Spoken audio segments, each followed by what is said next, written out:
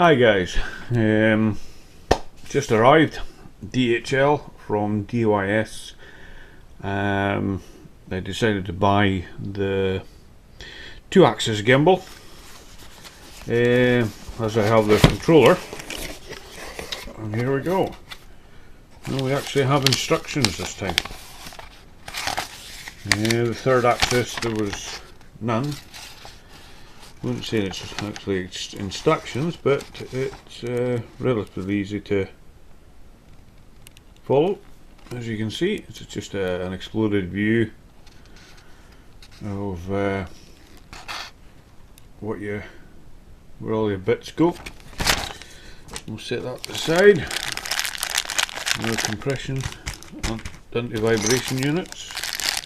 Our usual hardware, screws, thumb screws.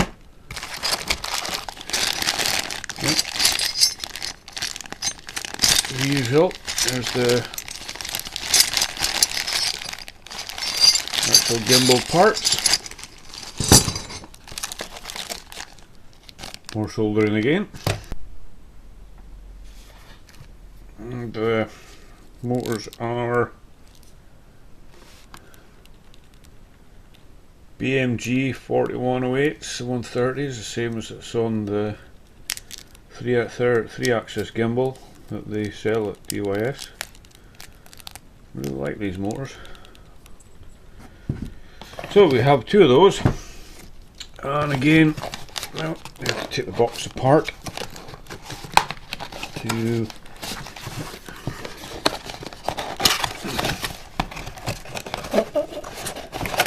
get up the mounting brackets.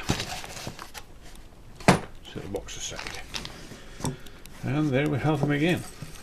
That's about it. That's all there is to the unboxing of the parts. What we'll do now is we'll go on to the build, and we'll be back in a second. We'll start the build. Thanks guys, bye bye. Alright guys, we'll start the build now. The hardware at the packet, you have some thumb screws, which we'll put together in a minute. Some standoffs, some silver screws, which you can set aside. They're for attaching the standoffs. You have some, what is the smallest one? That's the smallest ones. The smallest hex bolt. I believe there might be 2M. I might be standard corrected there, but those are for attaching onto your sensor, onto your pitch arm. The longer ones, the hex bolts, are for attaching the back of your motor to the arms. And then you have the star screws, which are for attaching the arms to the front of your motor. So let's see what we have. Okay, we'll start with,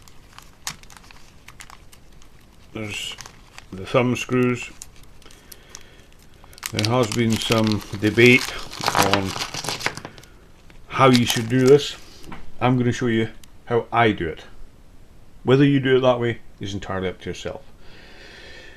Now, as you can see, there at one end you have a hex slot, at the other end nothing. Now, okay, the way I prefer to do it is to put a small amount thread lock, screw the thumb screw in, leave a small bit protruding, leave it till it sets. I have heard other people saying screw that in, thread lock, screw it into the part that it's going into. My problem with that is, only a personal view, is that if you go to take this apart, you're going to have these sticking out. If you take the thumb screw the way that I do mine, out, thumb screws out, you have nothing protruding. nothing to damage anything. Anyway, that's my theory on it. I'll leave it up to yourselves what way you want to do it.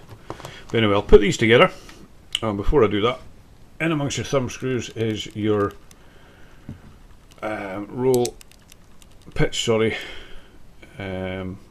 motor attachment for going on the motor.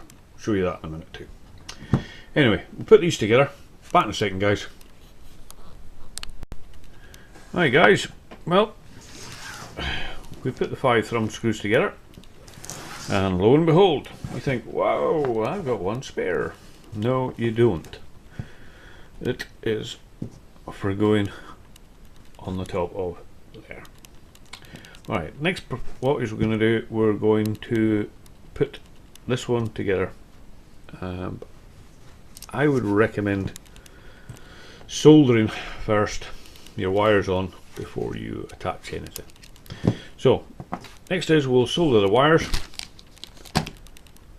onto here, as you can see, and then once we've done that we'll come back. There's no point in showing you, wasting time video on showing how to solder wires all the time.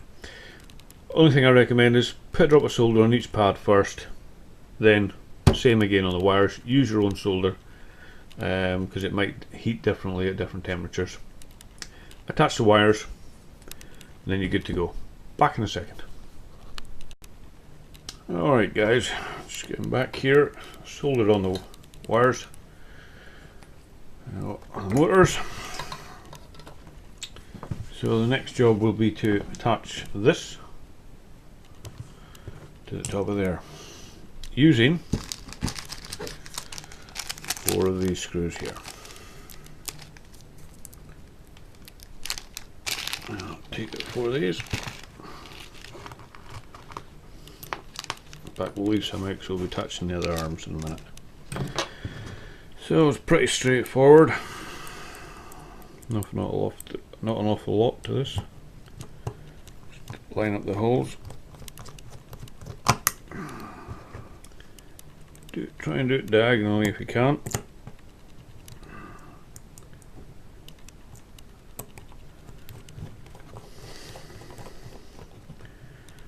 And you can see why. Okay, just knit them up.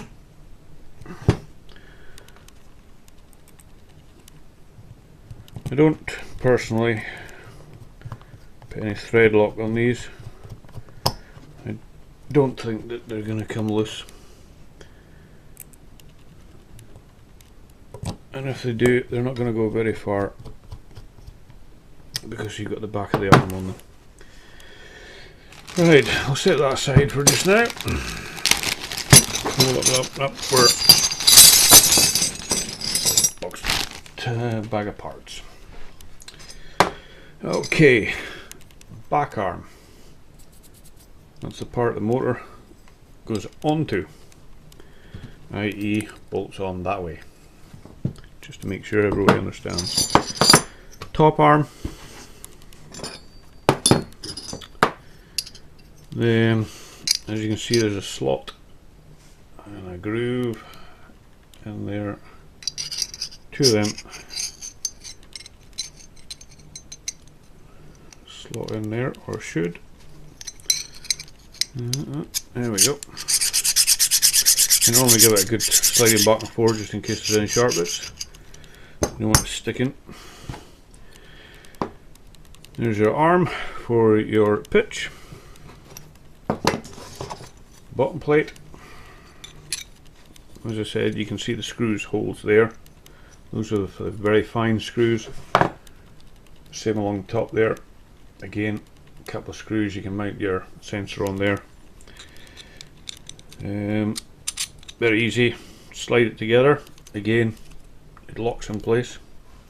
Take one of your arms, your thumb screws, sorry, and just there you go. Tighten it up. First part done. Set that aside. Now, we won't mount this on here at the moment because we need to attach some more. Now we have the front and the side arm, pitch and roll. So what we'll do is we'll attach the roll arm to here for at the moment. Again, very easy, just nip up the 4 screws with a star screwdriver, as I call it. Other people might have different names for it. Posi drive. Now again, I nip these up diagonally.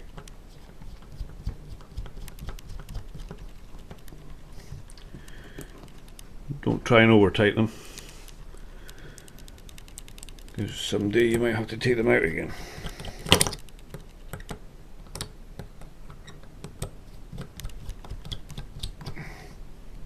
And just nip them up enough.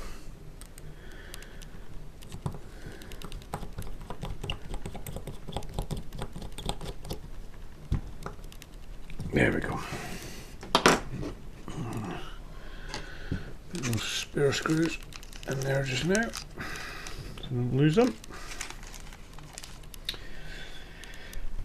Okay, next part.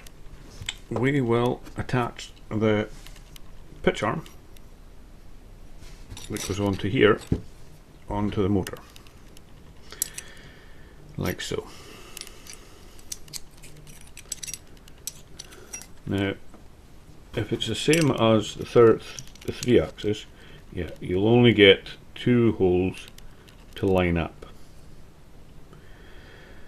So, again, I would prefer the wire to be out the side, but it's either going to be the top or the bottom. I'll put mine at the bottom. So, for those, I'm going to set these parts aside just now. Right, you need the big screws, which are these ones, to attach the motors to the arms through the back. You need 2 for each motor, so we'll attach the 2 of them. So 4 screws, bolts, sorry. Now,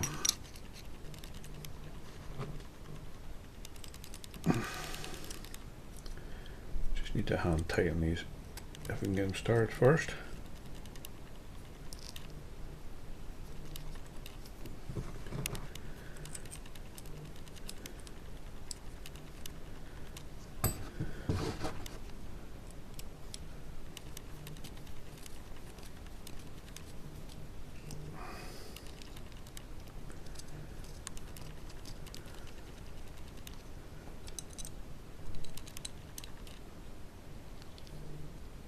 And I could tighten up.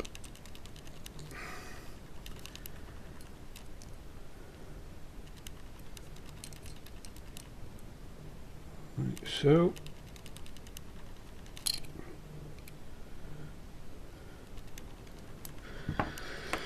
Okay, one done.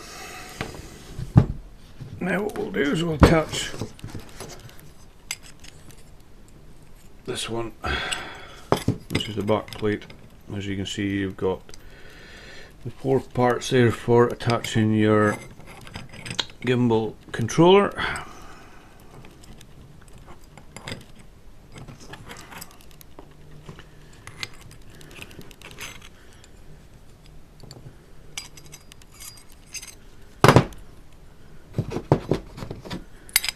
Again, I think we're going to have to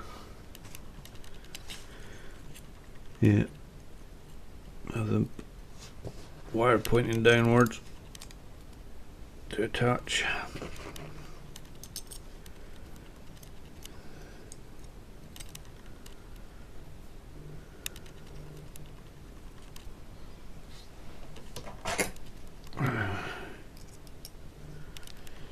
Yeah, I've got one of these lying about somewhere.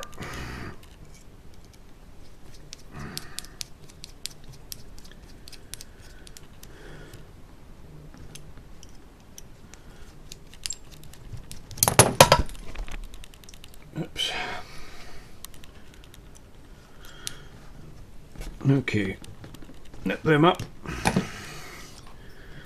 Right, there's your roll arm, pitch arm. We'll just knit that together just now. Obviously you need to adjust this when you're going to balance your gimbal.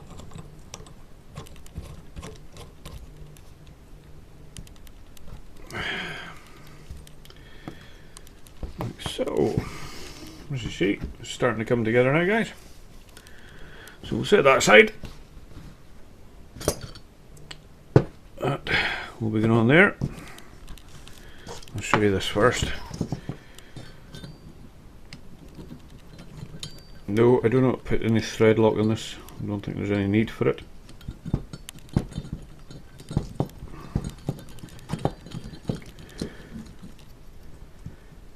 There we go. Nice and tight. Right.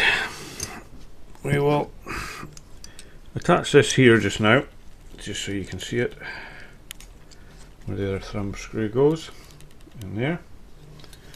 That then in turn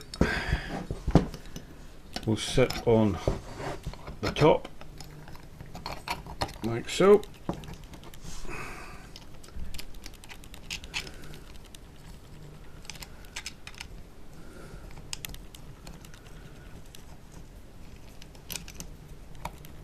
There we go.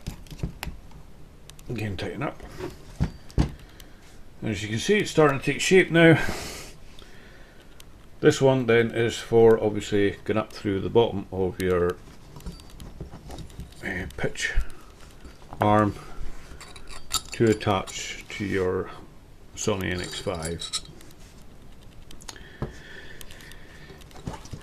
I have had some inquiries about and seen, balance this just now,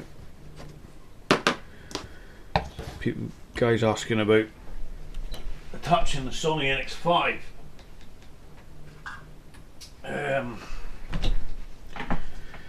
to see if the cable, oops, I've already got one of my thumb screws from the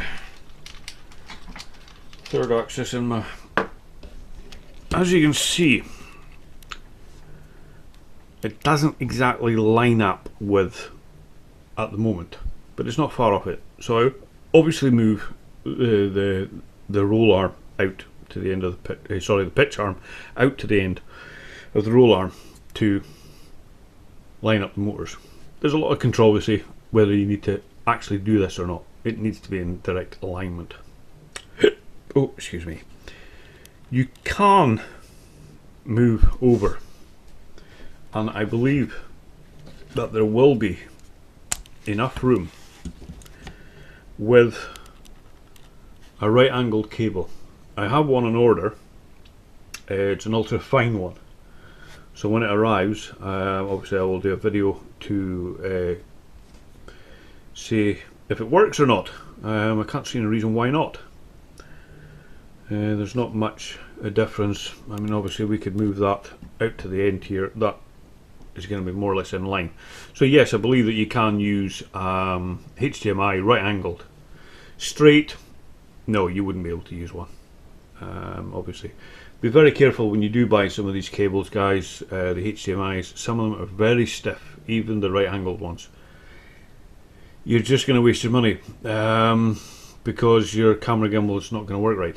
You got to pitch down, it's going to have the cable holding it, it's going to struggle. Anyway, let's just point you in the right direction that way. Put that screw back over there. Now the only thing that's more or less left to do now is to make up the top and bottom suspension units. As you can see, there is two different. One has got an extra big hole in the center, and you can see here this one doesn't. The reason for that is that when they sit over the top of each other, the bottom one here with the hole is going to have your standoff, which is going to be coming up through this hole here, So your standoffs will come up through these holes. And the way that it works is the correct way, which is the pull of your camera down, then compresses, because this will be then suspended from your copter, so then the weight is pulling down, compresses these,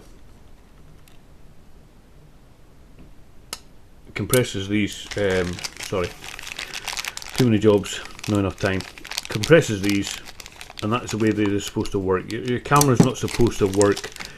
I've seen gimbals where these are being stretched, and then you get this, the camera is giving it this. The way they're supposed to work is they get compressed, then there's less movement. Anyway, we'll put this together and we'll get back to you then on the next stage. Back in a second, guys.